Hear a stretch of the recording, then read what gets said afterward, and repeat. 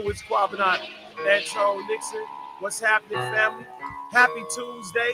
I'm glad to be here, and I hope you are. For anybody that was out there listening, looking, what happened to Kwa? Where he at? I got 1,000 calls yesterday. I do mean that. I got text messages from God knows where. The west side of Chicago called me. South side, my people. Man, what's happening? Did they kick you off the air? I've been known to get kicked out of places. Never personally, but it happens. So that's not the case. I do Tuesday to Fridays now. So just stay with me. We still here. We ain't going nowhere. And if you stay with us, I guarantee you. So it's a happy Tuesday. Can we get an O for everybody in the studio? Say, oh! Family. Nato. Yo. The one and only, the musician. What's the word, singer-songwriter. Hey, and now fitness guy. Hey, you better believe it. King, you looking good, man. Appreciate it, man. Man, how you doing today? Listen here, man. I'm feeling like a zillion bucks. Say less, as we say on the west side or in Chi-Town, period. Yes, say less, but today we say more. King, as I always say, I'm 6 feet 1 inch above ground. Mm-hmm. The Most High gave me another chance to do it right. Yes, sir. So, man, we are glad to be here. Super Bowl was Sunday. Did your team win? My team is the Packers, but they won in the equation. So you did you watch it? Yeah, I watched it. Watched it. Who did you have other than the Packers? Because I can't say none of the Bears didn't even. Man, that's another topic. Kansas City, man. You did have Mahoney? Yeah, man. Kansas City, man. Them boys look crazy. They look unbeatable right now. So, I had San Francisco. I ain't gonna even lie to you. See, because I all the way around the board. I did. I lost all the way, and I was hating too. I'm gonna lie to you. You know why I was hating? Why was you hating? Travis Kelce and what's her name? Oh, Taylor Swift. Yeah. Yikes. That was like the most. What can I say? Like the most picture book. Like we going to Disney World type thing the other day. Yeah. So I was hating. I ain't really want to see it. You know, he came down there, gave her a hug. She started crying. And the guy was like, oh, this is the most emotional moment. So I really turned the TV off. I was hating. I'm sorry. I ain't mean to, but I was hating. Yeah, it got real sensitive. It got really like, I was like, come on. Yeah. Yeah, violins. Violins, right? Yeah. Like, I've been waiting on this moment my whole life. So that's that. But I got to ask you, and I'm going to ask my guests later on. Mm-hmm. Rating of the Usher halftime show. Now, wait, you an artist? Yeah. Producer. Yeah. You a music guy. Yeah. And performer. Yeah. Thoughts? He went hard, man. He went hard. Usher did his thing. He did. He did. What people don't understand is it's hard to perform and sing live. Mm. So when you're moving around and you're skating and you're in the whole nine. In the whole nine. So you breathing and you gotta hit them same notes you hit on that record. Man. So unfortunately, when Alicia started, she missed the step and kind of tripped a little bit, but she caught that thing. She caught it. But the outfit. Oh my God. After I heard the note and seen the outfit, changes the perception. The note didn't even matter. It didn't matter. No, it didn't even matter. You know, the internet wins again because right away they did this thing of who is this? This what's her husband's name? Oh my God. What's his name? Swiss. Who is this? This Swiss Beats. Oh yeah, did you see that? They went in. Oh, Jermaine Dupri socks. Or what was his man, that cat looked what was like what was that cartoon? I don't know. The Boss. Yeah. The Boss Baby. That's what that cat looked like, Boss Baby. Not Boss Baby. Dude, I was rolling. Why? Why did Jermaine go there? Listen here, man. I understand the fashion, man. But why did he? I didn't get it. He did look like I didn't get it. The socks. Listen, man, I started carving turkey, man. Right then, I went out and caught this joke on Brown Deal Road, brought him back to the crib, sat him right next to me on the couch. So you see that? Why? But what was that for, though, fam? Because I'm looking at it like, okay. But everything for me, the whole Usher joint was amazing. I thought Usher did it, the singing, the choreographing, everything. Yeah. That was amazing. I put it up there with, this is why I put it up there. One of the greatest Super Bowl performances I ever saw. Mm-hmm. Whitney Houston singing the national anthem. Mm-hmm. Marvin Gaye doing the national anthem. Right? Come on, man. Marvin Gaye doing the national anthem because nobody ever did it like that again. Classic. He changed the whole thing. Classic. Whitney, the most iconic when she sang the Rockets and the whole nine. Yeah. what Prince did it. Prince killed it. When Prince did the Super Bowl, he killed it. Yeah, hands down. And I'm Usher, Prince. Where you put that one at? Because I don't want to start nothing, but I kind of do. Okay. Because I'm kind of like, I don't know. I mean, Prince is Prince. It's no question. Well, but Mr. Usher did his thing. I mean, he really did from ATL, and he represented ATL big time.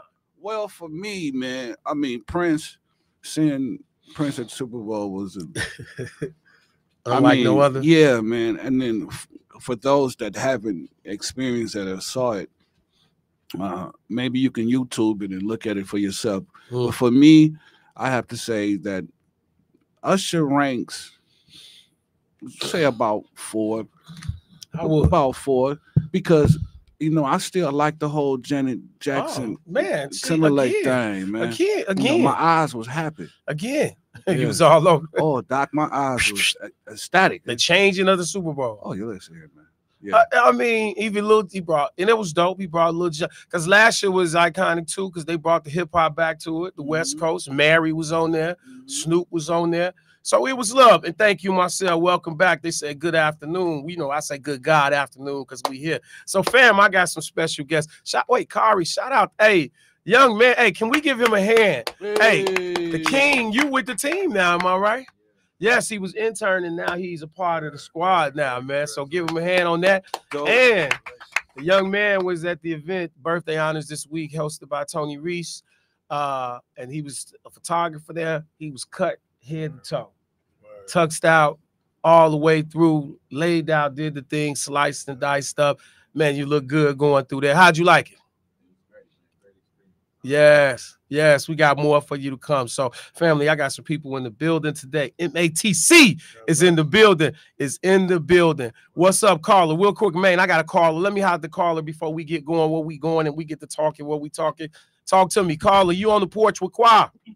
Hey, I'm from old school. Okay, old school. And I think Michael Jackson was the best thing. Oh, that's what we going. What was that, 93? You gonna come right at the door swinging? You didn't even give us a chance. You said you came out the door. I'm old school. Don't forget Michael Jackson. He's the only one that ever did it.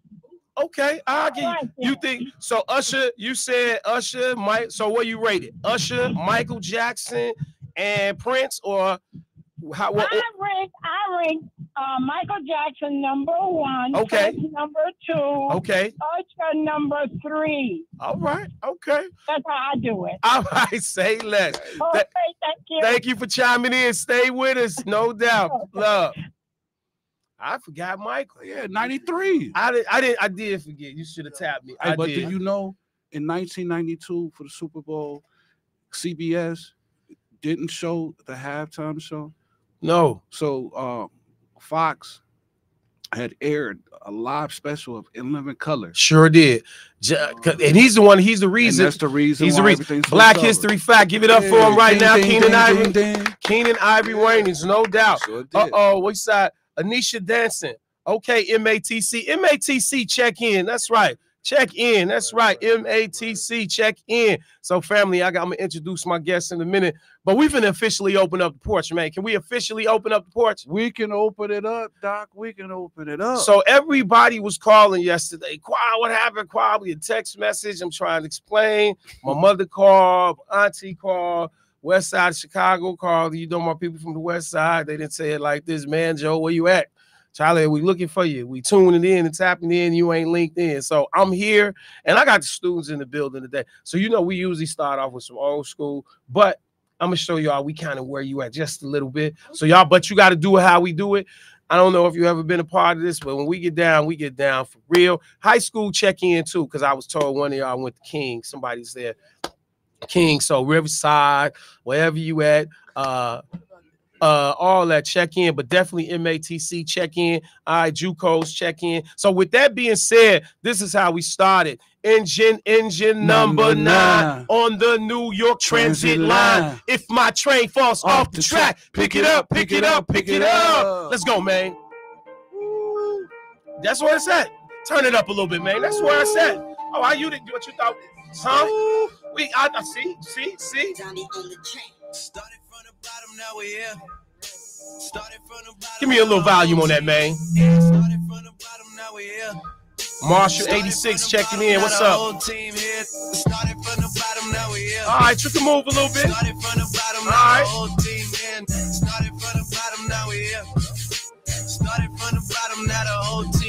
Yeah, I done kept it real from the jump. Yep, say it. Living at my mama. Let me give her that mic. You're on the porch. You're on the porch. Come on. On the way home, and my uncle calling me like, where you at? I gave you the keys, so you bring it right back. Yep. I just think it's funny how it goes. Now I'm on the road, $500,000 for a show, and we started from the bottom, now we're here. Started from the bottom, now my whole team. Yeah, started from the bottom, now we're here. That's what you feel. All right, man. All right. Started from the bottom, now we're here. Said they was here when they was 9 years old. I don't know how I feel about that. That's saying, like, yo, look, I was only 9. Shout out, Enid, my cousin Enid at Stanford checking in, Marshall High School, Chicago, class of 78. We got a caller. Caller, you on the porch with Kwa. What's happening? All right, you don't feel that way about us. All right. That's how you feel. Okay, we got another one for you. Man, don't even go do the engine because we did it. Give me that second song, please, King. We with you. I told you. We got you. We got you. We got you. What? Bad chips like God. Nazareth, I'm up, homie. You up, but if God got us, then we gonna be all right. I feel like this is a gospel song in so many ways. We gonna be all right. Do you hear me? Do you feel me? We gonna be all right. We gonna be all right. Hey. We gonna be all right. That's that Kendrick Lamar. Be all right. Do you hear me? Do you feel me? We gonna be all right. And when I wake up, I recognize you looking at me for the pay cut. Bahamas, I be looking at you from the face down. On Mac 11, leave the room with the face down. Skimming, and let me tell you about my life. Killers only go to Twilight. Everybody know the background. Benjamin is the highlight. I tell my mom, but this what I like. Lord knows, 20 of them in my Chevy. Tell them all to come and get me, reaping everything I sow. So my karma come in. Thank you for the hearts, Aladale. What up? Gangsta silence for the record. Tell the world I know it's too late. Boys and girls, I think I've gone great. Trying to decide my face this all day. Won't you please believe when I say, when you know we've been hurt, been down before. When our pride was low, looking at the world like, where do we go? And we hate po-po when they kill us dead in the street for sure. I'm at the preacher's door. My knees getting weak and my gun might blow, but we gonna be all right. We got to do that. We talking to the students and the dean for MATC. All right, King. Caller, you mind? Let me hear this caller. Caller, you on the porch with Kwa? What's happening? The porch is officially open. Who I'm talking to? You on the porch with Kwa? Who I'm talking with? What's up, Kwa? This your cousin. Boom, boom, boom, boom. Southside, where you at? Talk to me. I'm just calling to say I'm excited to hear you back on the radio today. Thank you. Yesterday was not a good day without being on the porch with Kwa. Yes, ma'am. So I look forward to hearing you all show today. Yes, ma'am. I love you, sis. Stay with us. Stay with us. Shout out to our family. We just got a new addition. Our little cousin just had a baby. Our cousin we lost. His legacy now lives a little longer because he would have been the grandfather today. His daughter had her child. So as the African tradition say, we never pass. We just re-enter the system, the cycle. So shout out to that. Man, my last song before we get in now. Listen. Because we gave y'all's. Dean is from the South. Tallahassee. Come on, man. I've been down there. I've been down to Tallahassee. Man, I've been all over there. I saw the statue of Bobby Bolden, right? I've been on the FAMU campus. I got some peoples down there. So let me give you ours. Can we get this, man? This is the last joint before we get started. Let me get that song, Let's man. get it, baby.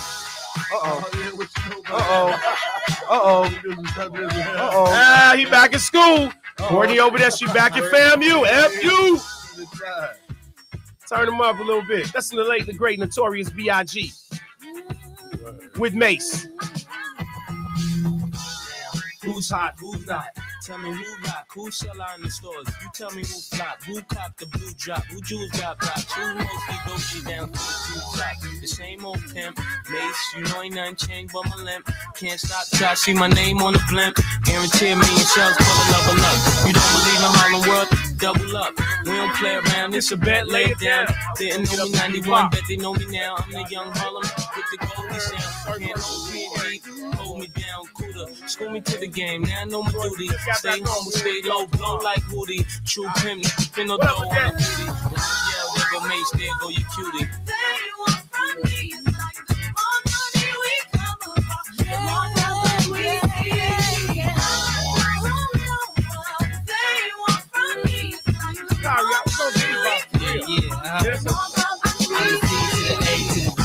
I know you rather see me die than see me fly. I call all the shots, rip all the spots, rock all the rocks, cop all the drops.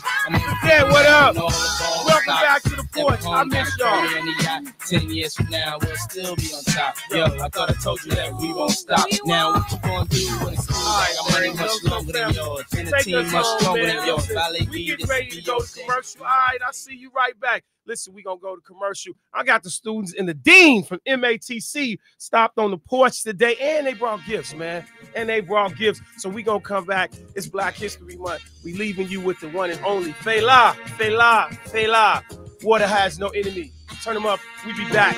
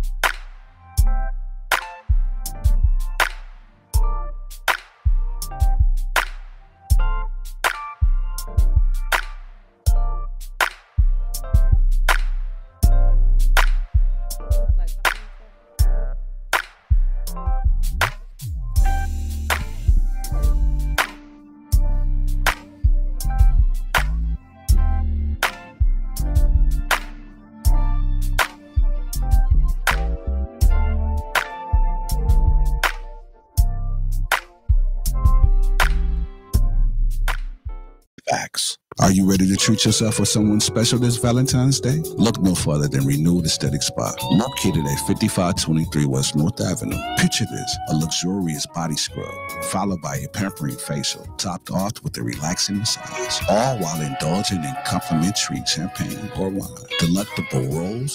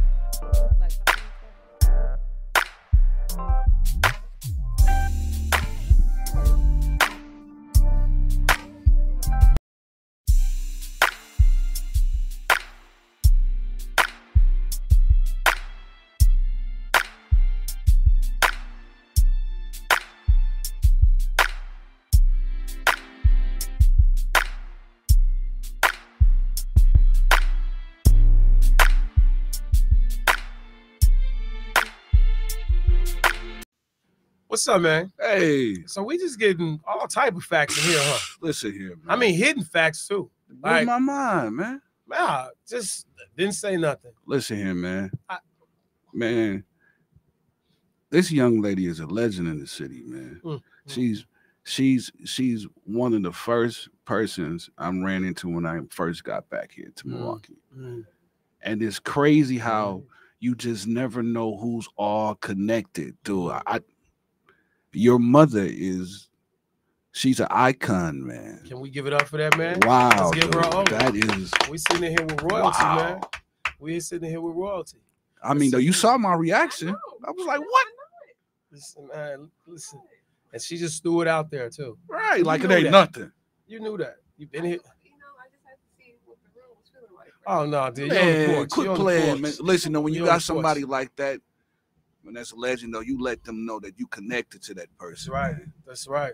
And you know, it's crazy you say that, man, because we are speaking legacy today. Yeah. Wow. And it really leads us into where we're going. Like, to mention her mom's name and how both of us applauded, but you personally applauded. Yeah. Like, whoa, this is something, right? In the community we are in, especially in Black and brown communities, the west side of Chicago, south side, Milwaukee, Brooklyn, wherever we at, some of our parents' names have a tainted legacy. Our family names have a tainted legacy for a number of reasons. And when I say tainted, I'm not calling them out, but I'm saying coming through the system, growing up where we are, I know better than anybody who my father was. When some people would mention his name, there's applause and claps, but the lifestyle he lives, there's a different acceptance that comes with that. And when he said your mom's name, you know, you lit up, some emotions came about it.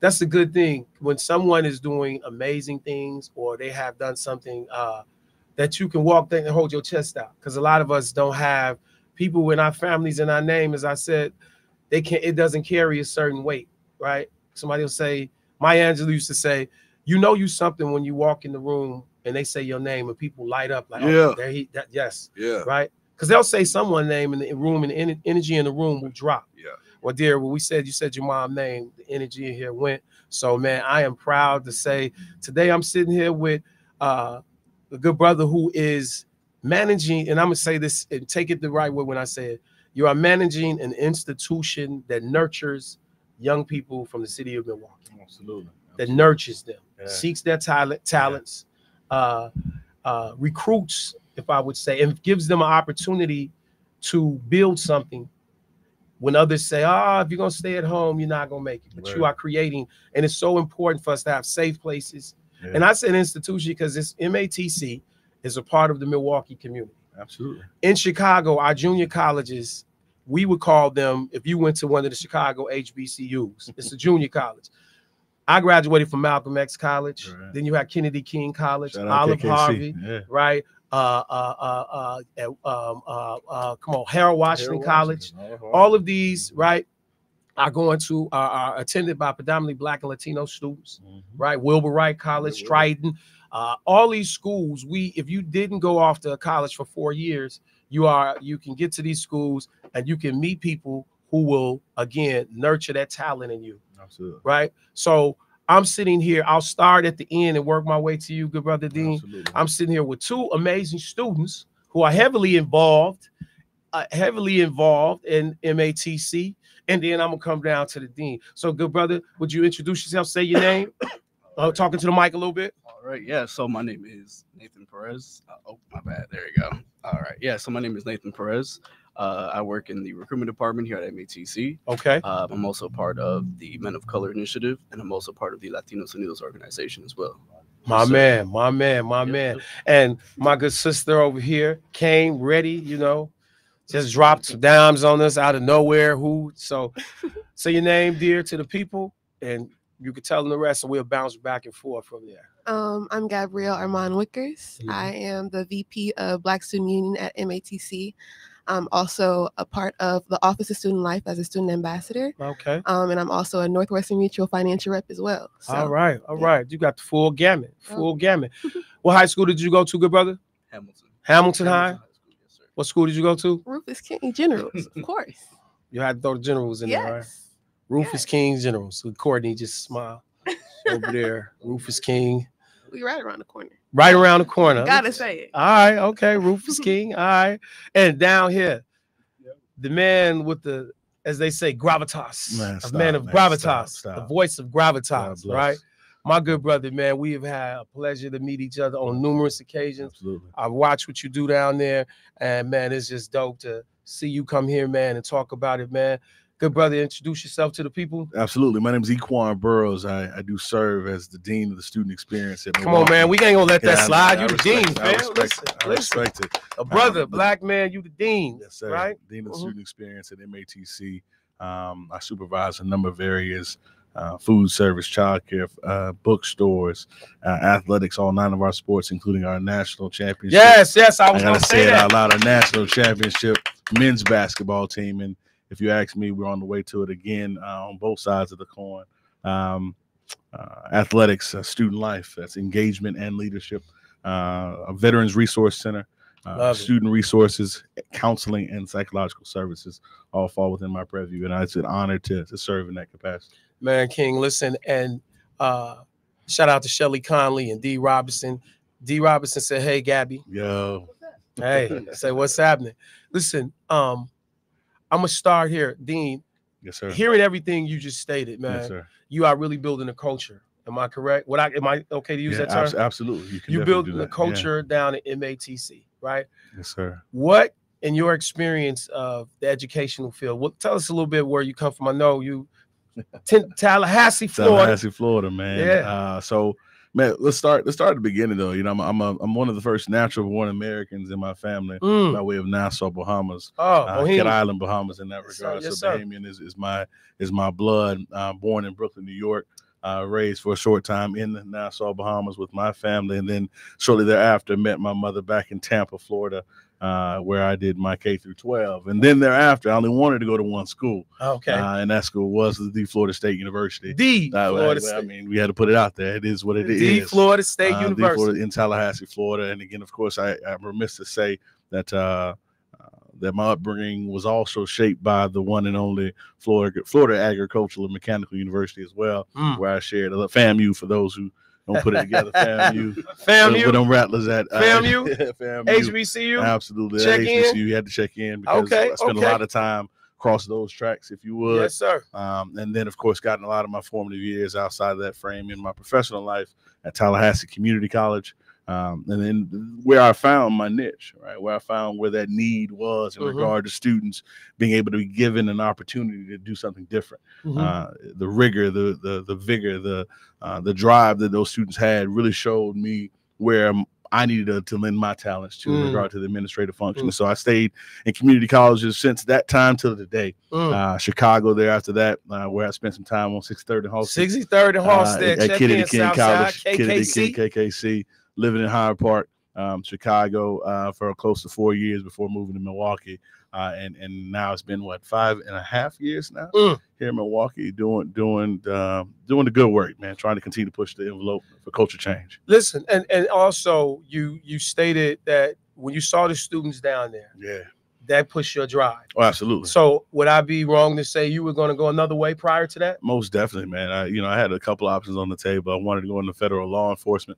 Initially, my first degree is in criminology, and again, one of the major functions that I kind of came to an impasse with was whether I wanted to be one to enforce the law or to prevent folks to get into the law, right? You know, and I chose that preventative route through education, right? Making sure folks understood there is an opportunity, another way, another angle to get what you need. Yes. And that Maslow hierarchy of needs is a big function, right? I mean, and if you can't get it, you're going to find a way to do so, right? So we wanted to make sure that there was education pieces that people knew about and it was able to choose before any other alternative in that regard. Because especially in Florida. Absolutely. Florida, and I'm very familiar with Florida. I got family down there. But also, Florida has a history of resistance. Come on. Especially in 1987. You know right? It. Sit-ins. The sit-ins. Absolutely. And young black boys. Come on. Being shot down by police. Absolutely. But also just the lifestyle of Florida. Absolutely. Sometimes you get caught if you're not an athlete, right? Football, etc. You got it. You kind of in the other route. Give me what Florida looks like in comparison to the Chicagos and the Milwaukees for young black and Latino men and women, or people of color, but especially in that area. And being you, the the Bohemian, the Bagnats from there, right? That's another. It's another piece, right? To it's it, right? Because that's the Haitian.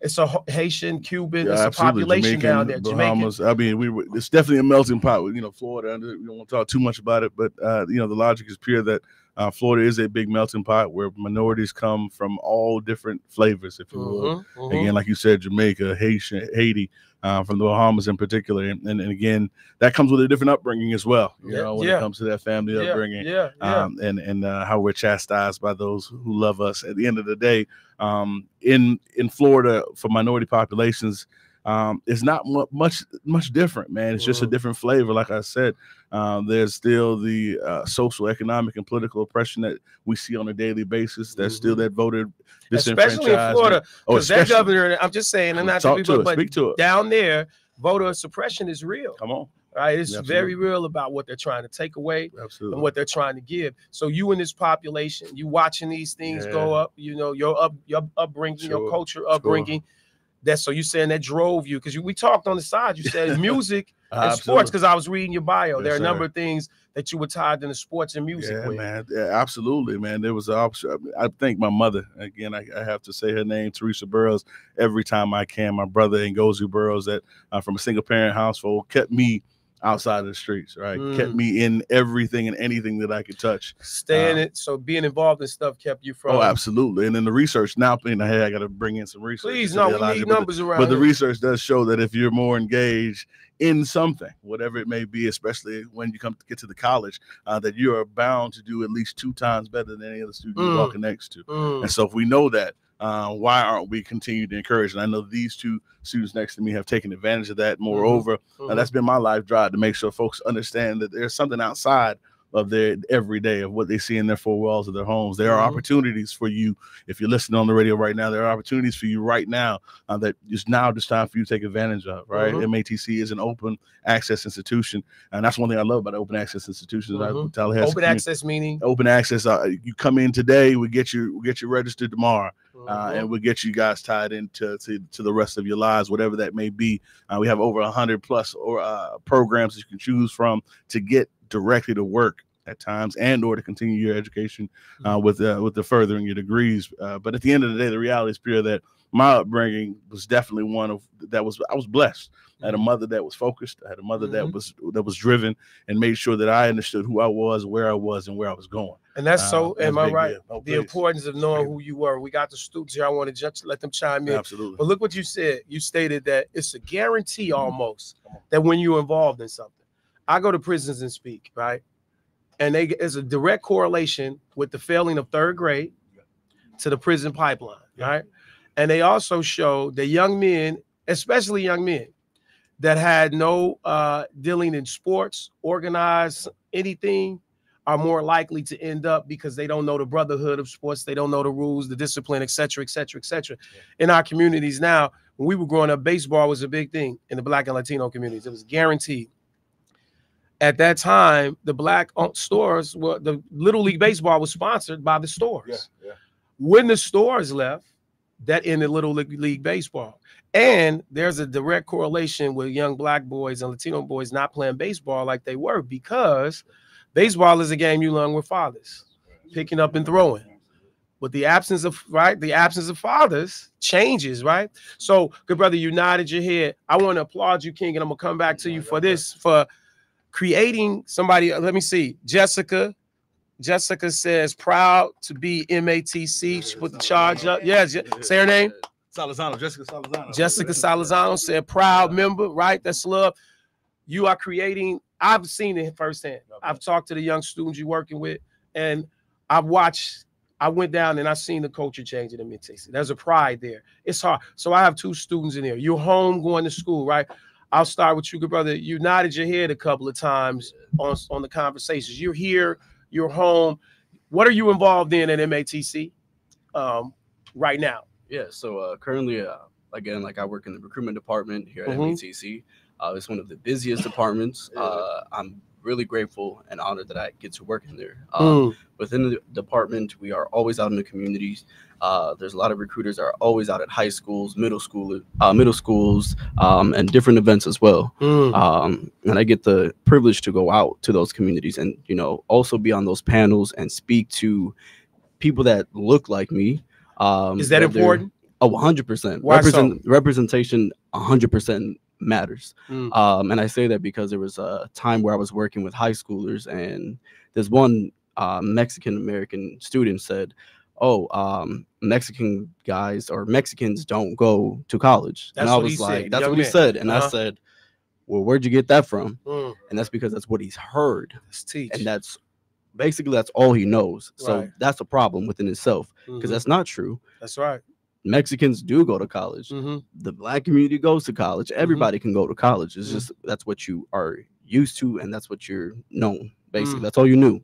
So representation does matter, because I said, look, I'm Mexican. I'm here. I'm at MATC. Right. So yeah, us Mexicans definitely go to college. And did that change his perception? How did that conversation go after hearing that? He seemed a little foolish afterwards, because you know, it was like he maybe he just wasn't, you know, aware. Right. And so I had to talk to him. I'm like, listen, like, I'm a walking testimony. Like, I'm right here. My man. Like, I'm here. And are you born and raised here? Yes, sir. Where you grew up at? Southside. All right. Yes, sir. South side of Milwaukee. Yes, sir. Right. It's a lot going on over there, right? Sure does. And the south side of Milwaukee kind of mirrors the city of Chicago. The influence of the very life, similar. Right? Yes, sir. And you here, right? How do you navigate through that? Because you had to, am I wrong to ask? Did you have to navigate some places, things, and situations to get just where you are today? 100%. I could say the resources are not there, especially for Milwaukee area. The South Side, you know, it's a lot different. So navigating and having the resources being limited, it's not easy. I'll say it's definitely not easy. Was there ever a pull on the life to go a different route? To go a different route, not as easy for me. Again, just a little bit about myself. I didn't have the resources, or I didn't have the support from both my parents. So I was born and raised by my grandparents. Okay. And they were both immigrants from Mexico. So them having limited English was a lot challenging. So was it easy for me? No, it wasn't, because I didn't have the resources there available for me or for my grandparents, because they just didn't care for two immigrants that were from Mexico. So it's like you invisible. Basically. So how does that play into what you do now? What are you a part of? What organizations at your school? Yeah, so right now, like I mentioned earlier, MLCI, we're part of like a brotherhood that we try to meet at least every week for those motivational Mondays, you know, getting together, making sure that we are connecting with one another, making sure that we keep on track with what we do. Love it. As far as like homework, tutoring, whatever that we need, the resources are there available for us to succeed. And again, I'm also part of Latinos Unidos. Again, we try to meet at least every week, that way, because we need to take accountability for ourselves. That way we further our education, so we can pretty much break this stigma behind Black and brown communities. I love it, King. Like you said, we want to break the stigma, because that narrative. Yes, sir. Listen, just imagine what you said. That young man said, we don't go to college. Right. Right. And somebody told him that. That's right. And somebody told the person that told him that. That's so right. That's a narrative going through, right through there. That's right. Was it ever an obstacle, King? Did you ever have an obstacle? Definitely. Not having the financial support by my parents, definitely was an obstacle for sure. Because after graduating high school at the age of 18, financial aid is like, listen, we need your tax information from your parents. Guess what? I don't have a relation with my mom, don't have a relation with my dad. So now what? They're like, well, you got to file as an independent and you only qualify for loans. I said, well, I don't want to take no loans. So I didn't qualify for scholarships. I didn't qualify for grants. So they basically said, you can either wait till you turn 24 to come back, so you're able to file as yourself. Wow. So that's what I did. I waited until I was 24. My man. And I came back and I got a promise program for adults. So my tuition is paid for. So that's something I'm pretty proud about. Yes, sir. Yes, sir. Real quick before I go to you, sister, because we get ready to go to commercial thing, I want to ask you this real quick. Do you run into what Powerful testimony again. Man, Thank you. Thank you. Do you run into that? Is that a part of the narrative of young people having to deal with that? Most definitely, man. And again, if we're doing it before break, I want to dig into it, man. If there's anybody out there that finds himself in that same situation, know that there's also things since that time that has changed and that have tweaked, that we can be more reactive and responsive to students in that type of situation. But absolutely. And half the issue is about the information, right? It's about knowing exactly what step you need to actually take in order to emancipate yourself if you need to be removed from those parents, so on and so forth. So I'm excited to be able to highlight some of those points that folks either may run into or may actually not even know. So I look forward to that, brother. Man, so listen, we coming back. We got the powerful queen gonna speak. Call in 414-444-5250. We MATC in the house, and they are lighting up on social media. Holla, MATC, they showing love. We gonna go to commercial, man, and ride back in. We on the Porch with Kwa.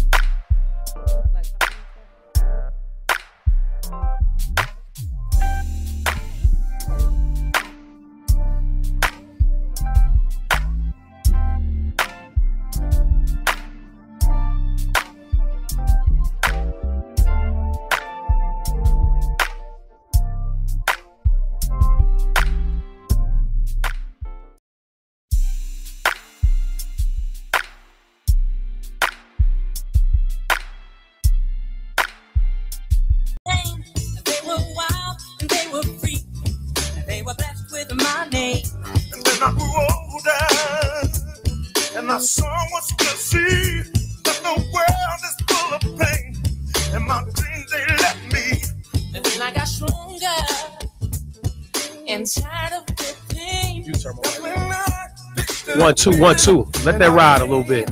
Yes, sir. I used to wake up to this. The lyrics in here talk to the man. Talk to where we coming from. You will know.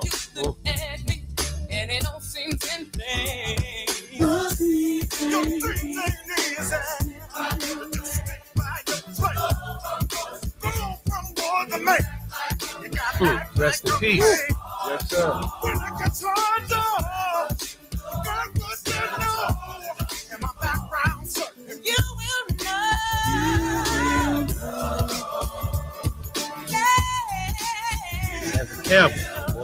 Man.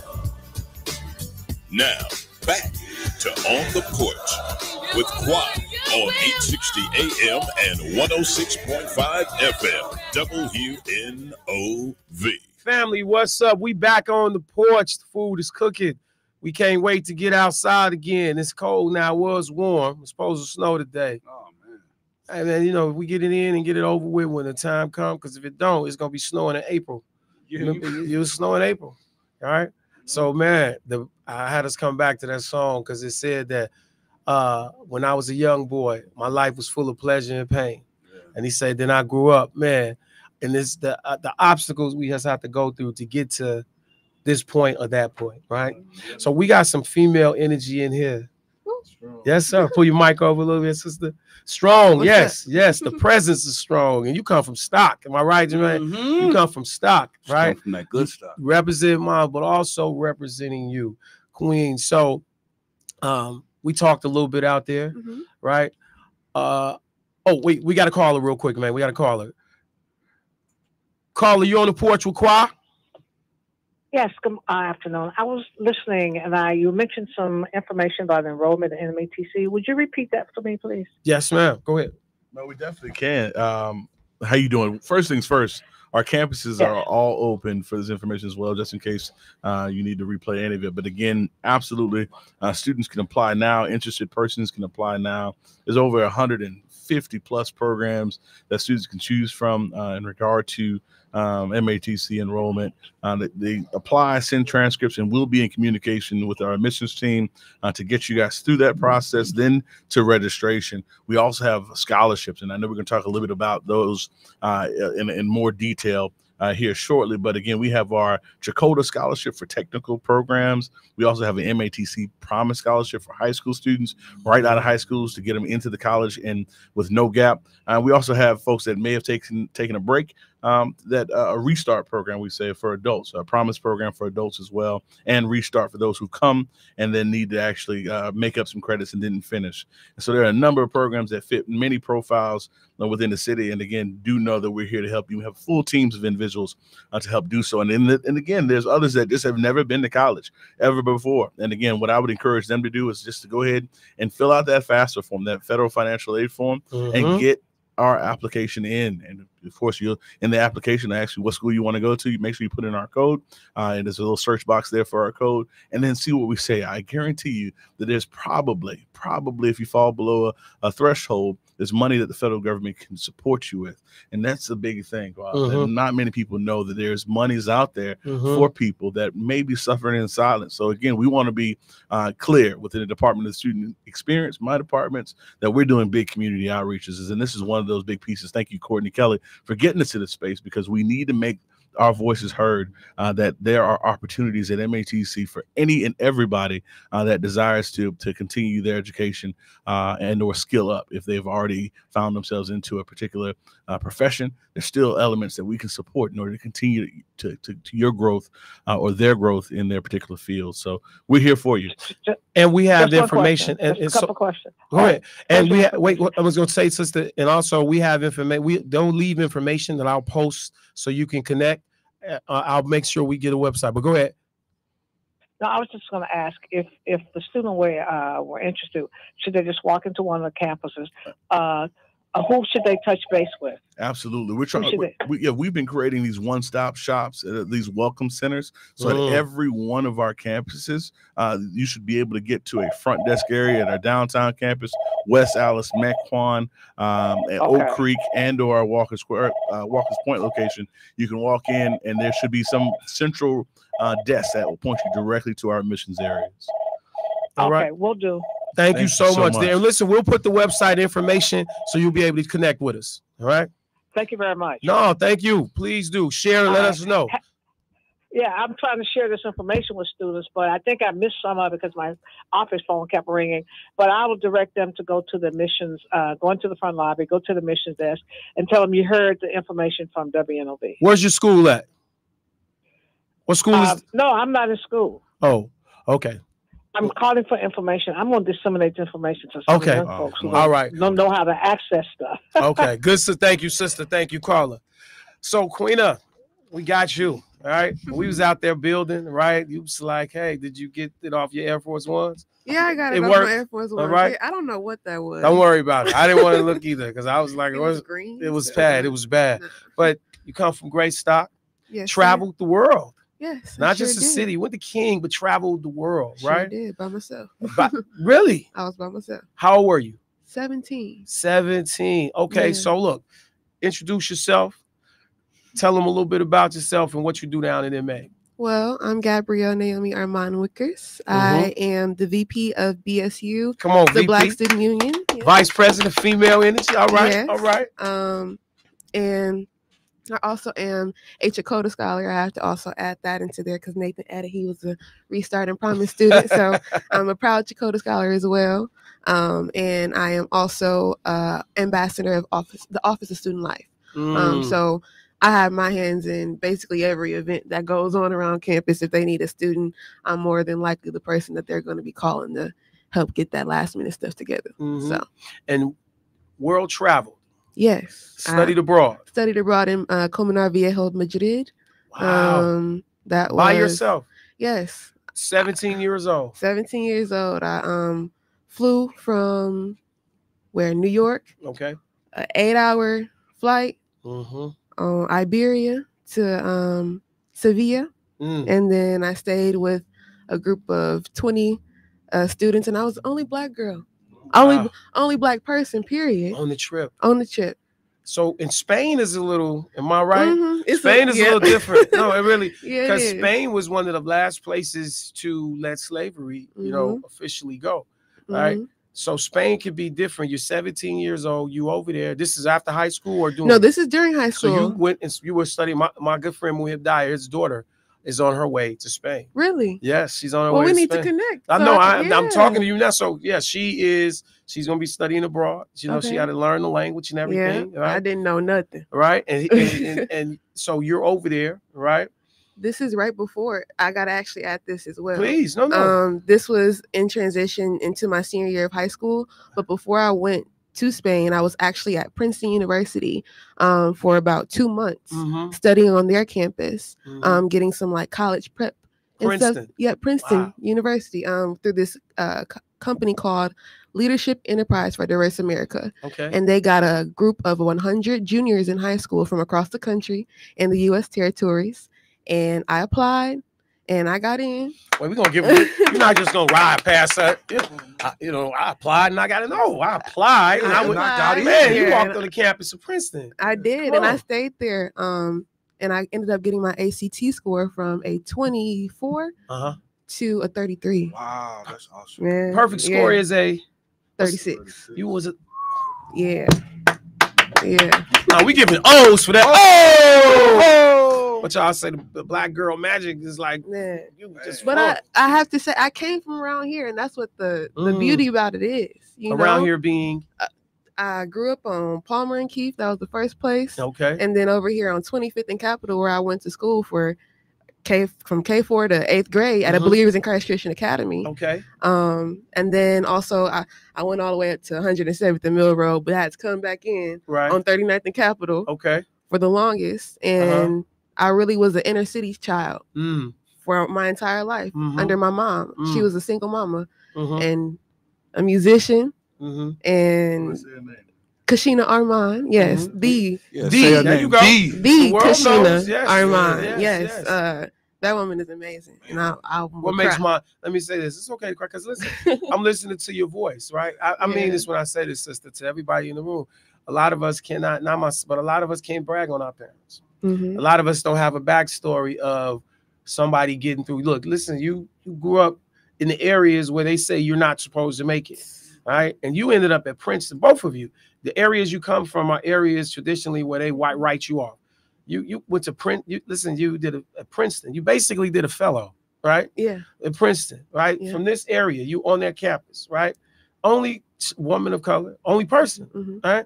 Of people who applied for this and you got in, and then you travel to Spain, right? How big of an impact does mom play into that for you? The biggest. I have to say my family in general. Talk to us. My grandfather is the first that I have to at least put onto the table, because if it wasn't for him, I wouldn't be here. How so? The year that I was born, he fell off a 40-foot roof. And he was in a coma, vegetation state, for about a couple weeks, I believe. Okay. They said that he wasn't gonna make it at all. But then the beautiful story behind it, what I like to say is that I touched him and he got better. But it was around the time where they allowed us to come in and say our last goodbyes. I was only about 5 months old. And all of a sudden they saw some brain activity. Things started moving. My grandfather was a preacher at God's Holy Tabernacle over there on 59th and Center, and 33rd and North, if a lot of people know about that. So he was a pillar of the community already. He also owned a few transportation businesses. He was really, really popping. And then that happened. So that really brought everybody down. They thought that he was finna leave, but now here we are 22 years later. This man, let me tell y'all about this man. This man just came back from Missouri because he was finna go to Mississippi to get some peach cobbler and thought that he could go there and back without nobody noticing. And his car broke down on the side of on the side of the road. He was out. Yeah, he was out here. He is 80 years old now, doing everything that he want to do. Hey, listen. And I'm so grateful for him. And because of him, my mom grew up in the church scene, got her music together. She started playing organ at 3, which is amazing to me. Right. So after that, she really expanded in the church scene and started doing things with the choir. And she produced her own music, wrote her own songs, I grew up around all this equipment that I see right here. You know, the pianos, the bass guitar. I grew up in studio sessions, you know, and having to go to this place over here on this side of town and then take our broke down car that we might have to put some. My mama used to put Coca-Cola in the gas tank sometimes, and we ain't have no gas. Even with the laughing, it's a struggle. No, yes. So, but I'm proud of it. Yeah. Yes. And she was. So you with her doing this, right? It's just you and her? Me and her. Mom, unfortunately, my father, he had some things going on. So he had to stay in Chicago. And God rest his soul, he actually just passed in September. Okay. In an unfortunate fire. So, and I was his only baby as well. So that is where a lot of my drive comes from as well now. Meaning? Because my dad is gone and I have his last name. And I'm so grateful for that. And I have to make it known that I came from him and he was a great man. And even though I wasn't able to spend as much time with him personally, the conversation that we did have, he was always pouring into me, telling me how much of a queen I was, how destined I was to create impact on this earth, not just in the community, but on this earth. As your dad. Yeah. So having your dad pour that into you, right? Just conversations. Right. Because they say when the young women don't know their dads, right? We had this conversation on here, so I'm not throwing some out, but they don't know their dads and there's no relationship there, right? It does something, right? Then you have mom, you struggling, right? And you going to Madrid, right? All this going on, right? And most people, as you stated with information, will say, girl, that's too much, right? That's too much. We can't afford that, right? Yeah. But you go. What is that experience like for a little black girl, right? From the east side of Milwaukee. Your mom puts Coke in the car sometimes, Coca-Cola. No, really. Yeah, for real. Your grandfather, all these things, right? That's a lot on your shoulder. You in Madrid. What is that like? And you the only black person in the Princeton program. Only black person in the program to travel abroad. The Princeton program was actually for underrepresented minorities. Okay, so that was it was all of us up in there. But you're the only one there. So was it ever a moment of like, do I belong here? Was it a moment of Or was it a moment of I got this, or was it a moment like this might be too much or unbelievable? What's the emotions at the time? At that time, I believed in myself, right? So I knew that I was there for a reason. I knew that I got picked to go to Princeton for a reason. I knew that I got into King without applying to any other school in Milwaukee for a reason. Going to King. You know, I didn't at that time. King was like top, and I ain't saying it ain't top right now, but education had changed recently. Yeah. So back then, though, if you didn't apply to multiple schools, you didn't know where you was going. So the fact that I got into King from a place believers in Christ, come on now, it was like I was in positions to win, and I had to take that mentality with me wherever I went. So when I did go to Madrid, and I saw that even in the Comunar Viejo area that I was in, that I was the only Black woman on the street too. And that everybody knew that now there's a Black girl in the community. So now they are asking, can I touch your braids? Can I do your hair? Can I, what? This one girl asked me, she said, do you use Black soap in order for your skin to stay like that? And how old were you? I was 17. And so you're 17 and somebody say that to you. What's I had to stop myself from laughing at her because I knew that she was genuinely asking. You know, coming from Milwaukee, you know when somebody asking out of ignorance or just asking to embarrass you. But she just didn't know. And I said, no, I use Dove.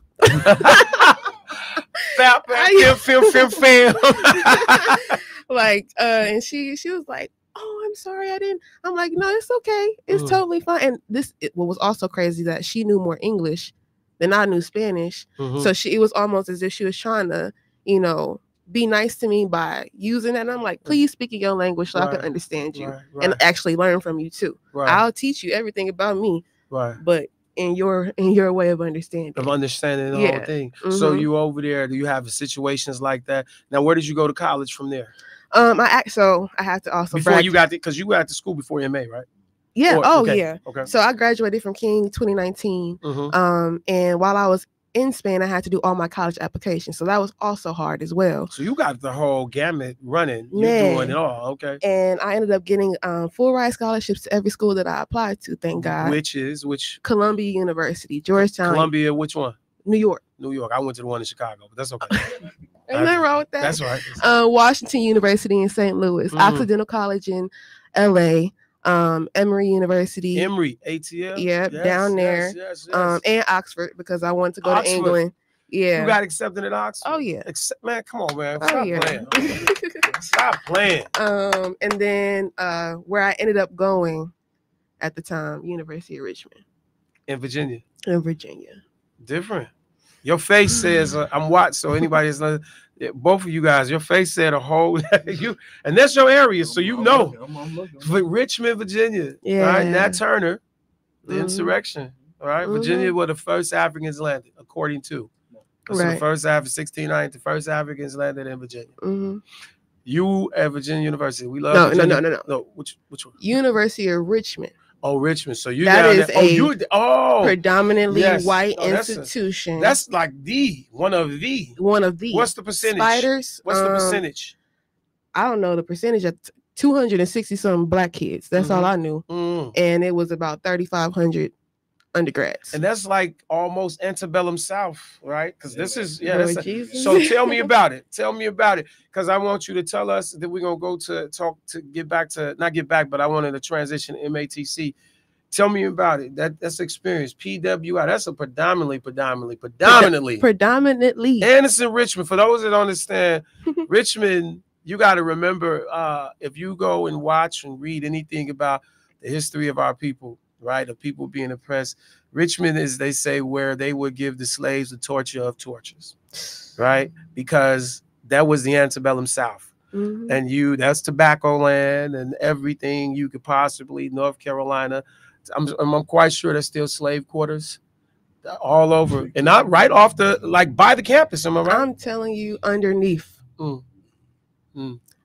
So there was a lot that happened down there, and I am going to have to censor myself because some things are still actively being investigated. Was it traumatic? Oh, very much so. But I have to say that out of all those schools that I applied to, Mhm. I chose Richmond because it was small, Mhm. and then it was a space where I wanted to learn the history, and I knew that in order to understand the processes of them, I have to go and learn with them. And that was my idea behind going there. And I said, I know that in a small area like that, I can make a big impact. And that's what I did. I went down there and I became the first Black woman in their history to be a student body president. Okay. I was the 2023 class president of the West Hampton College down there. Did a lot of social justice reform, small things. Because you're in the height, and this is during the height of, this is the height of, right? Yeah. Everything is happening right about now, right? This is happening, right? This is right before all that stuff pop off. This is 2019. So 2019. Are you in school also, King? So all this is COVID and everything, right? Okay, go ahead. So right before all that stuff pop off, it was the small things like not having hair care stuff on the campus convenience store. Us Black kids, we had to take a Uber that might have cost $75 to get to the nearest Black hair care store, where we then had to pay about $100 in order to just get the basic shampoo and conditioner, because they knew that they could raise their prices as much as they needed to, or they wanted to, because they were the closest. So I advocated for us to get some good stuff like Miel. I don't know if y'all know that brand, but that's some really good top tier Black hair care shout out products right there. And so I ended up getting that into our store before leaving the campus due to COVID and all that good stuff. And yeah. And you down there, this is right when it's about to pop. This right is when George Floyd. This is a number of things. And you down, it's a difference dealing with what's going on at MATC and what's happening versus being down in Virginia. All right. So you got that experience, right? And you come now MATC, right? You are campus life.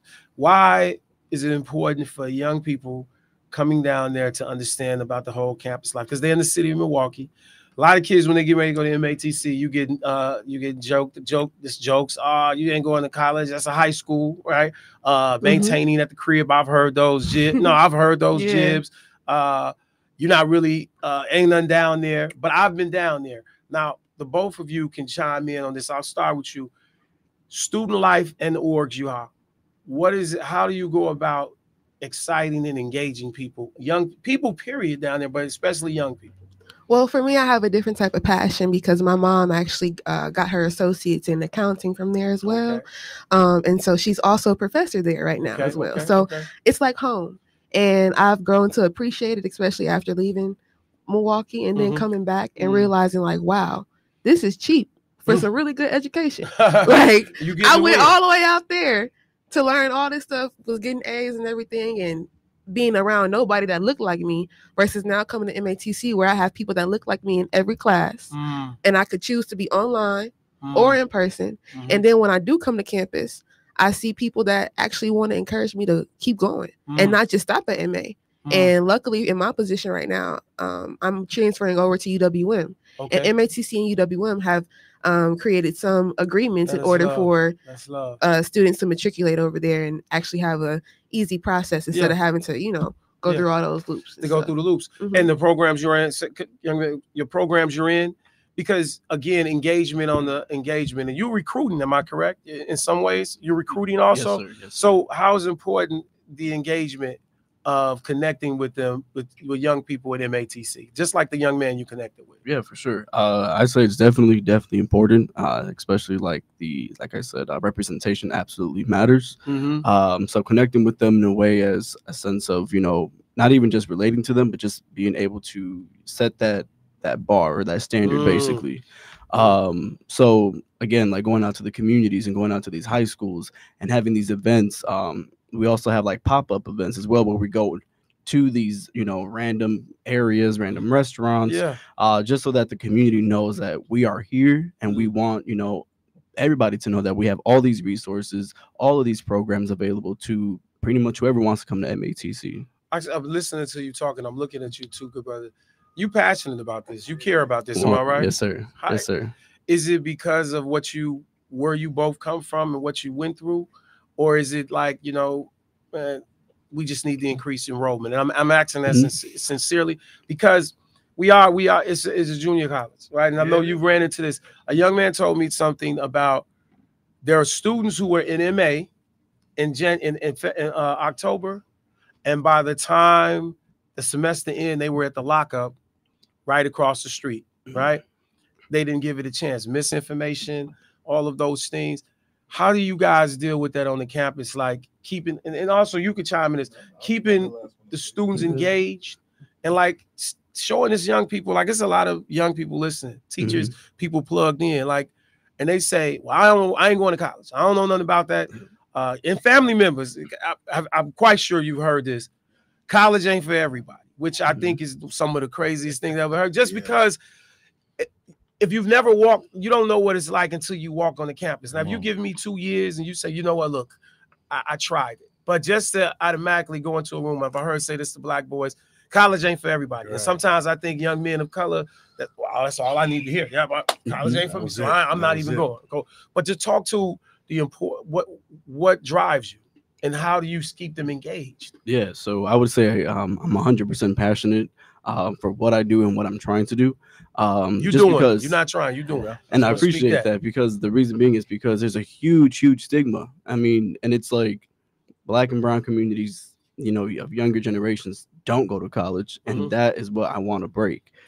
Because again, unfortunately, I went to MPS. You know, I went to Hamilton High School, and when I graduated there, a lot of people just didn't care to go to college. And now I look at them, and it's just like, well, you know, they're doing everything else out in the streets, partying, doing whatever it is, getting locked up, and it's sad because it's like you had all the opportunities, you know, to possibly make your life better, and yet you decided to deal drugs or do drugs or etc.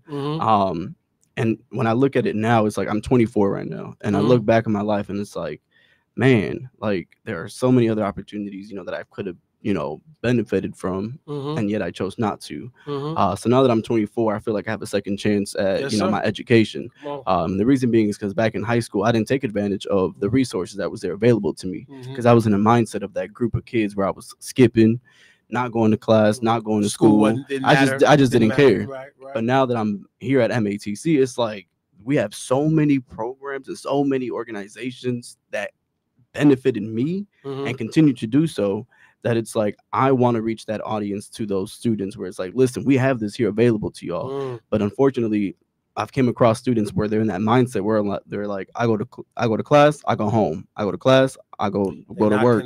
They just it seems like they just don't care to engage with what we have in school. But it's like once you see how much I benefited from, now it's like, oh, okay, I didn't know they had that. And it's just like that's because y'all got engaged. You was nodding your head to it. Go ahead. Yeah, no, I also agree with what Nathan said, because I personally am in the business management and financial services program. And the reason why I chose that is because I enjoy understanding the realm of business, but more specifically now the financial realm. And I know that it's a predominantly white career field, and more specifically male dominated. And I personally want to be that person to change it. Disruptor. Right. You a disruptor. Oh yeah. It's clearly you a disruptor. I just want to say this. I mean, I'm laughing, but you a disruptor. You can like, this not gonna happen this way. I'm a disruptor and I'm a nurturer. I'm gonna shake it up and then put it back together. You know, I ain't like that. That's how your mama say it. I'm gonna whoop you and love you at the same time. We great family. I think we get ready to go to commercial. Family, we gonna come back. I want to come back with both of you. But Dean, I want also to come back to talk about the lifestyle and the age of the students and what you are continuing to create. So let's get out of here with that, man. We'll be back on the porch in a minute. But I can't be stopped.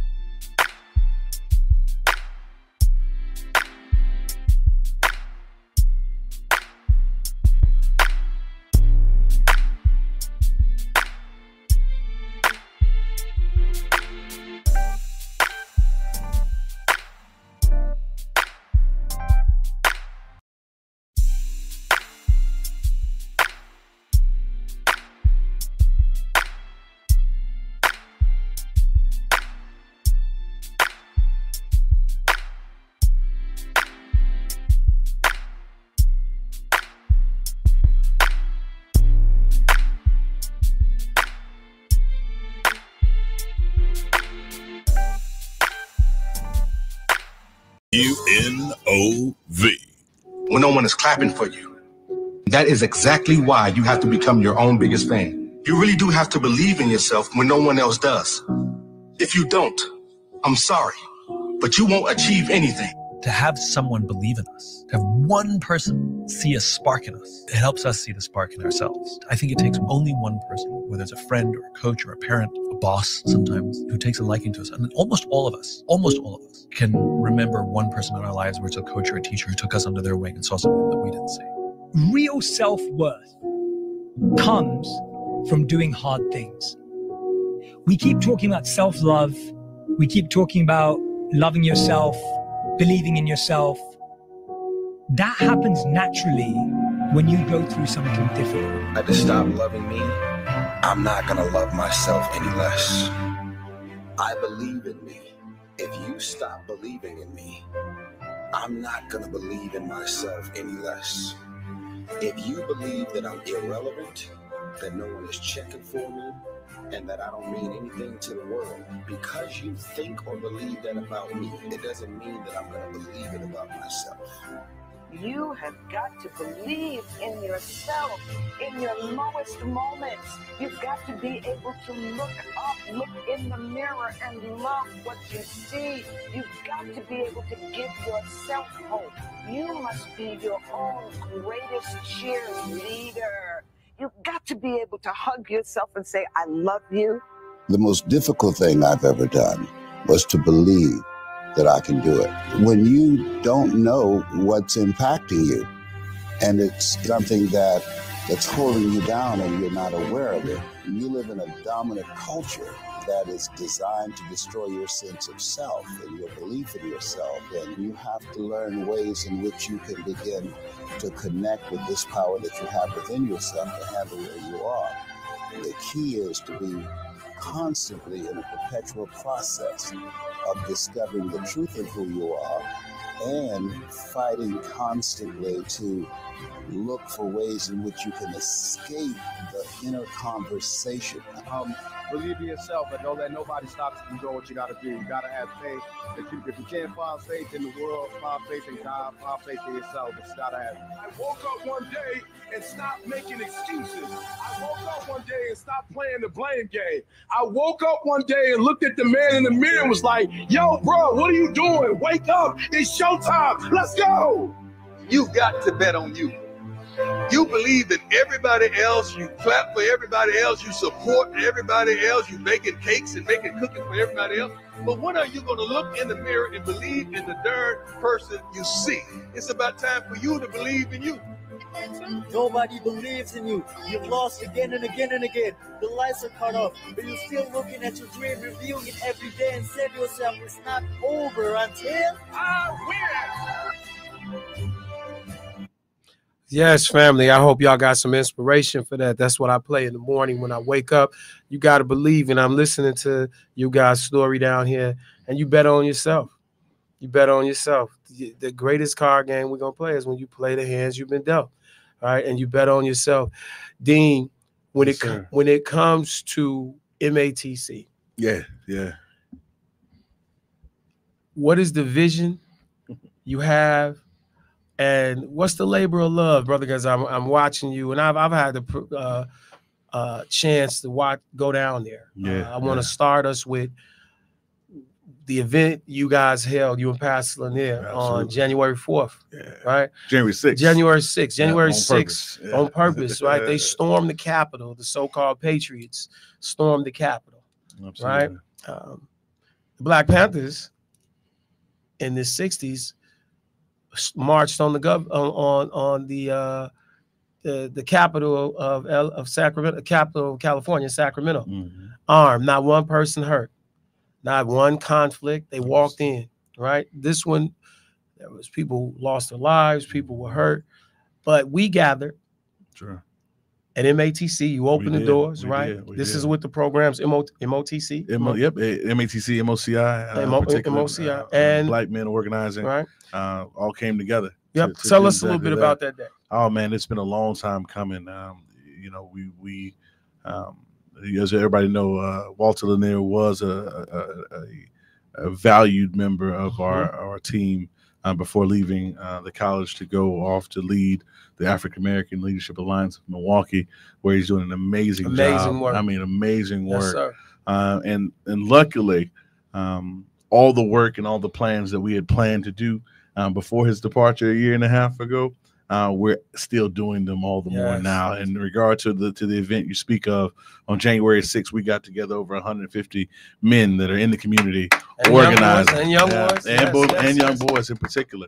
But those individuals that are touching other individuals in the community, we wanted to make sure that they knew that MATC was home base. Love it. Right? We wanted to make sure that we knew that as far as the culture shift that we're moving through currently, it's really to make sure that we know that there are only 2 spaces in this city that African Americans are going into at any mass. We know that the first space, and we're proud of it, is MATC, our 5 institutions, and we are not proud of that second piece, because that second piece is the jailhouse, which is directly across the street from our downtown campus. And we know those statistics of how many Black men in particular are going through those doors.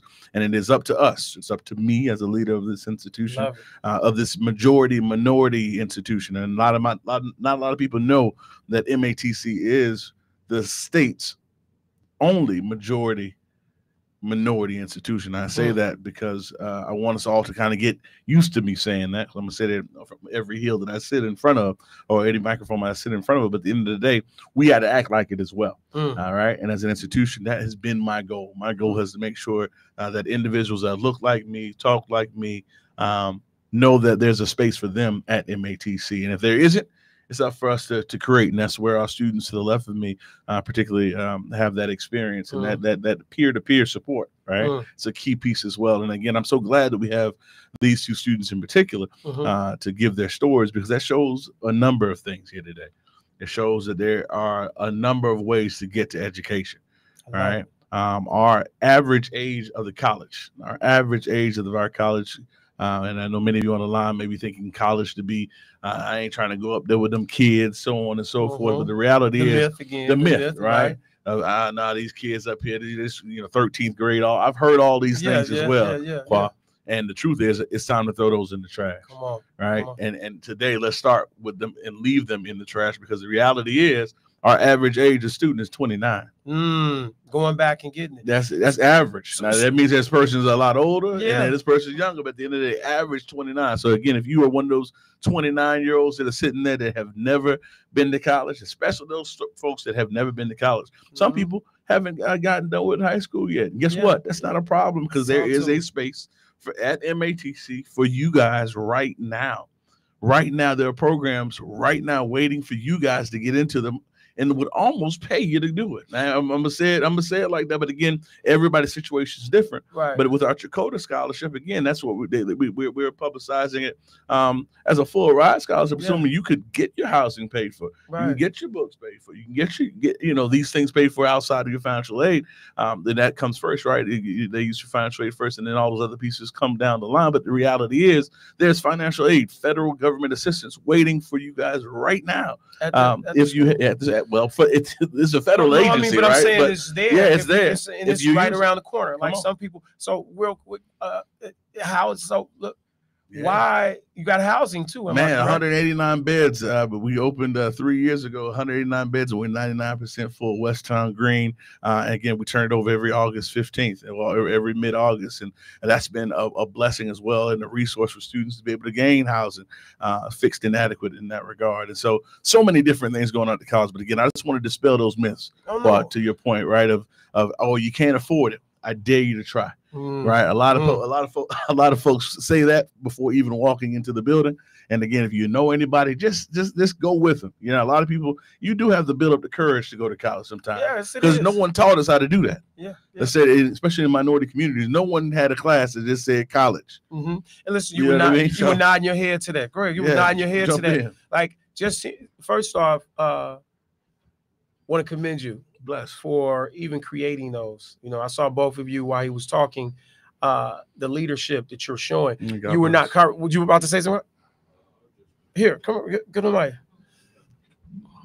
I was just about to mention, how every show we bring up that mask You know, I couldn't tell that y'all went through the situation that y'all that's good. You know, went through before y'all expressed yourself. So I just wanted to give y'all flowers for that. Right.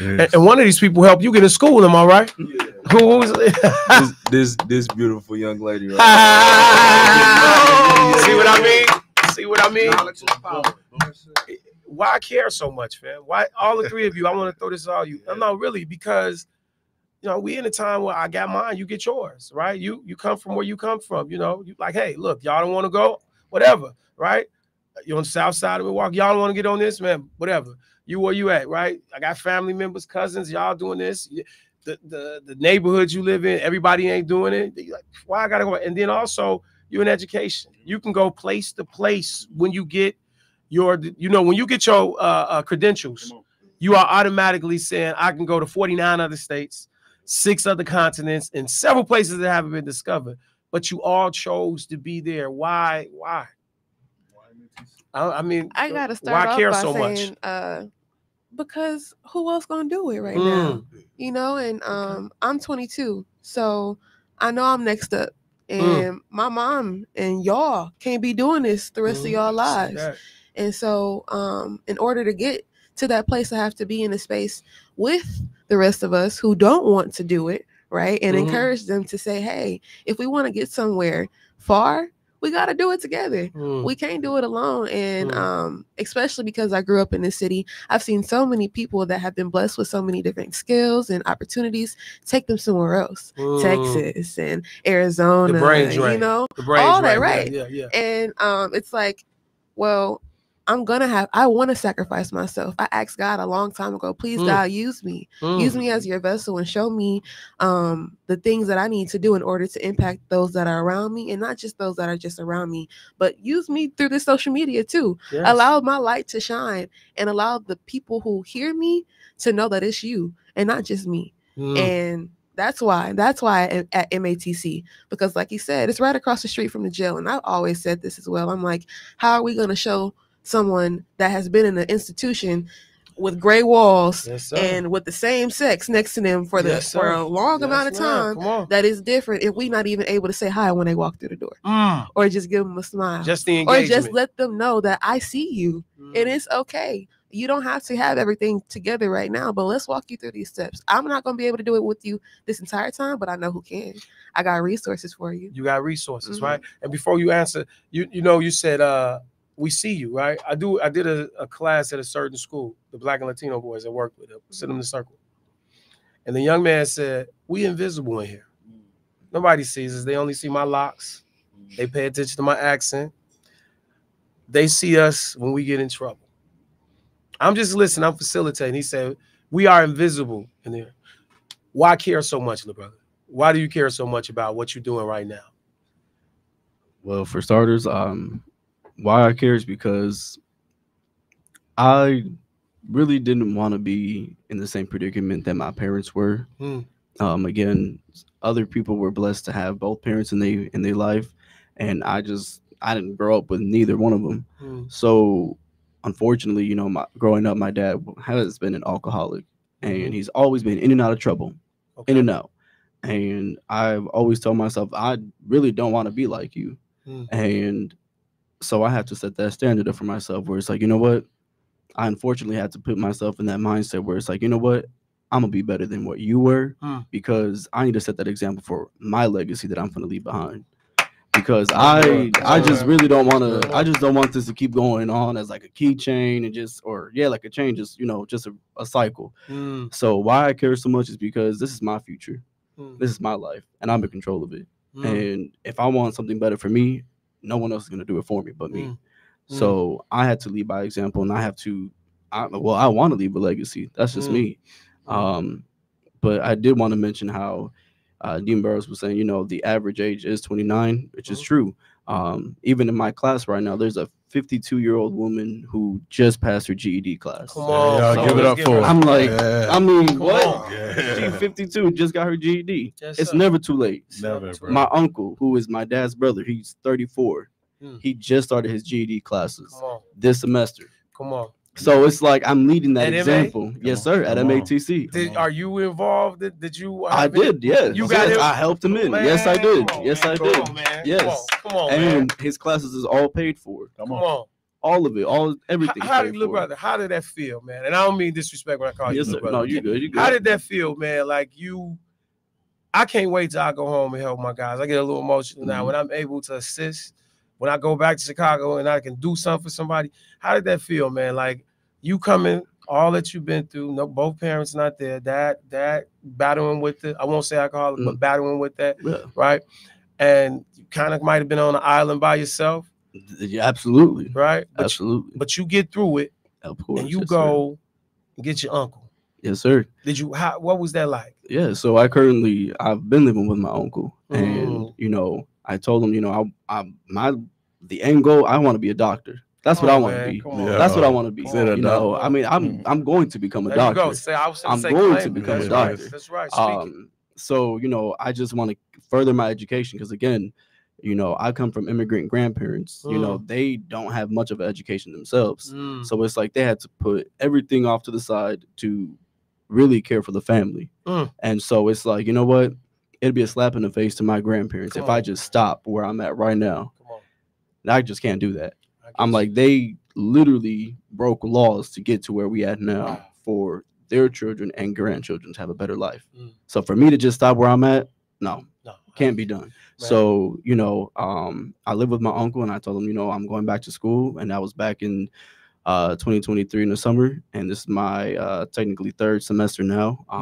But, just seeing how I'm continuing to be a part of the school just so much. I mean, I've gone to conferences so many times since I've been here. Yes. So many. The exposure. I've gotten on so many panels. I've gone to community events multiple times. And just seeing that, I really feel like it motivated him to come back to school and to get his GED. And so, now he's here and he's completing that free, I should say. All thanks to MATC. We gonna be all right. All right. Yes, sir. Dean, why do you care so much, man? Take your time, family. That's a real question, Kwa. And I think there's a number of reasons why I care. I think a lot of it goes back to the genesis of my time coming out of college, predominantly white university and Florida State University as well, moving 1.5 miles down the street and being introduced to another minority population or a large minority population of students that are trying to do it, trying to get there. Just trying to get there. Just grinding it out day by day. Got 2 kids, full-time job, right? The total opposite of what it is in certain 4-year spaces where, mom and dad probably have already taken care of this, that, and the other. This is the traditional. This is our tradition. We've been set up for this. This is that. What I love about education is that it works. I'm a numbers guy. A lot of folks like to talk through the numbers, and in essence, over time, we know that there's a sliding scale upward in regard to if education. Again, there's so many things. You dropped a bunch of nuggets today, boss. I'm trying to pick them all up and make sure I speak to them. But especially as it pertains to going and grabbing a degree. Again, though that logic, that angle isn't for everybody, right? It isn't for everybody, but let those persons experience it for themselves. Go try it out, because something might stick with you. That's right. And I want to come double back on what you said as well in regard to college is not for everybody. Please, everybody, let's stop saying that, because especially if you're trying to say that students, especially minority students, need to go into trades. Yeah, because that's where they point. Unfortunately, I mean, if I can, that's where the point is for young men like yourself and might look like us, yourself. Just go, and that's no knock. It's like you killed the dream before it even got a chance. Before it even started, first and foremost. Secondly, guess where you go get that trade at here in Milwaukee? Yeah, come on. At Milwaukee Area Technical College. So you are saying that college ain't for everybody, but in saying you need to go get a trade, but you're still saying go to college. So again, we need to dispel those notions. We need to get those things, and as I said earlier, throw them in the trash. College ain't for me. Throw it in the trash, especially if you've never been, because all you've experienced is what? High school. And college, for the first thing, ain't nothing like high school. All right. And so make sure that, again, folks listening, make sure that you know that if you know someone, I know you do. I know that there's a lot of folks that know folks that are just sitting there, twiddling their thumbs, suffering in silence, watching Netflix, dealing with it because they don't think they can get in. Again, we are an open enrollment institution. We will let anybody in that is ready to do what they need to do for themselves in order to get this thing called college finished. And again, it is up to us to make sure that we're giving all said resources to you early and often, right, in order to make sure that you succeed. And that's my job, right?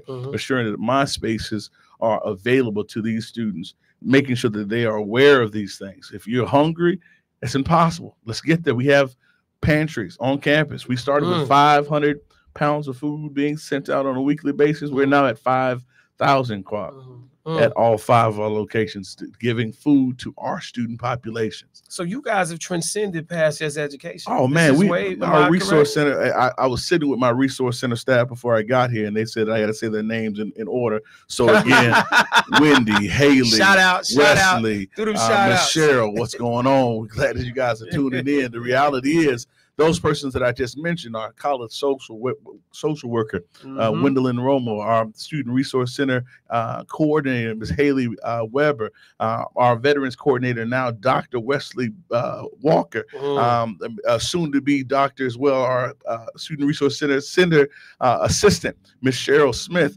are sitting in a center right now, waiting for the 29,000+ students we have in order to engage. And they do so on a daily basis. And I know you guys know, but we are thriving at this moment. And I'm so excited only because us thriving, that means that students are being supported. Come on. Right. And so the reality again is that if there's anybody on the call, no matter what your age on the line, no matter what your age, what you've been through, again, if these students right next to me didn't already dispel all your notions, whether it be you missed the time to get in and or you had a lot of other experiences and you want to get back, it's time now, y'all. And we got the space, we got the time, we got the energy, we got the people that we're waiting for you. And again, if you've never been to college before, if you graduated high school and you're just in that middle ground space in your life, come find out. Try something new. And MATC, again, has over 150 programs that you can choose. So, again, you can't say that this ain't for me or I can't find me. And if you can't find me, talk to one of us.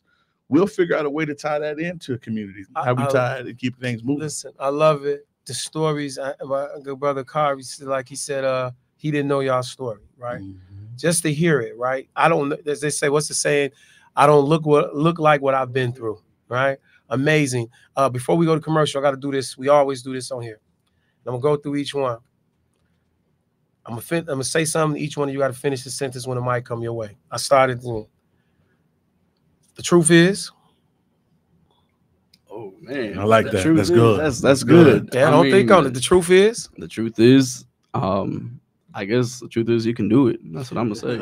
If this world was yours, the world was mine. It'll be a better place. I am unapologetically myself. My man, Queen. Okay. Truth is. Truth is, I done been through it, but I'm not it. Come on. If this world was mine. If this world was mine. If this world was mine, I would give it back. Because I can't have that much pressure on me. I get you. I am unapologetically. Gabrielle Naomi Armand Wickers, and you're going to love it no matter what. Claim. King, the truth is? It's up to you to open the door. So open it. Yeah. If this world was yours? This world is ours, and it's up to us to realize it. I am unapologetically black. Come on. Can we get an O around here, man? Oh! Still okay. So we got a quick little stretch out because y'all done did him in there. Before we do this inspirational moment, Courtney thinks she's slick. She's not going to get on the mic. Yeah. I got her. She's over there laying in the back always. So we got to do the stretch out. Y'all on here with us. Can we do the stretch out real quick, right? Can we get the stretch out? Let's go, baby. Let's do it. Oh, she with it. And you're going to have to sing, too. You got to sing. Yeah. The mic catch everybody. Oh, what up? Oh, the mic catch everybody. If y'all out there, y'all can sing with us too. Turn it up a little bit, man, if we can. Last night I saw you standing. Now started. Yes, he can. He killing it. I heard it. I knew you. You knew me too. This was the porch. Pull up and sing with us. And just like a morning, you were too shy. But you were the only. Can we hit it now? And I dreamed of you ever since. And I build up my confidence. I can't hit that note. Next time you come my way, what we say, y'all? Tevin, tell him for what? Say. Can we talk for a minute? Yep. Girl, I want to know your name. Can we talk? Oh, okay. And let me say this. And now, last thing, you folks, not last thing, but we got another one for you. So we celebrate hip hop. It's 50 years of hip hop. Hip hop is 50 years old. I'm 54. So we're going to play this right here. Yes, let's go, man. That's it. You get it right. That's it right there. We in it, baby. Yeah. Oh. I'm with MATC. This is that time. Shout out to Will Campbell. This was hands up. Let's go. We on the porch.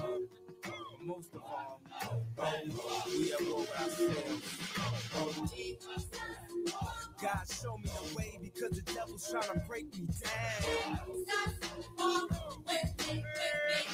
50 years of hip hop. Hey. The Midwest is young and restless.